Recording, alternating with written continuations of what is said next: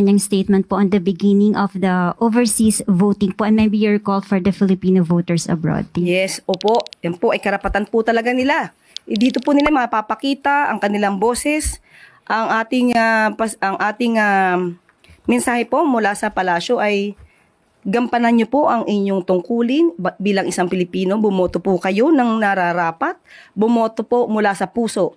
Huwag pong bumoto dahil lamang sa bulong o dahil kayo'y nabayaran, kundi iboto niyo po ang mga taong nararapat, yung maaasahan po natin, mga leader na hindi ibebenta ang bansa kahit sa anumang paraan, at mga leader na makabayan.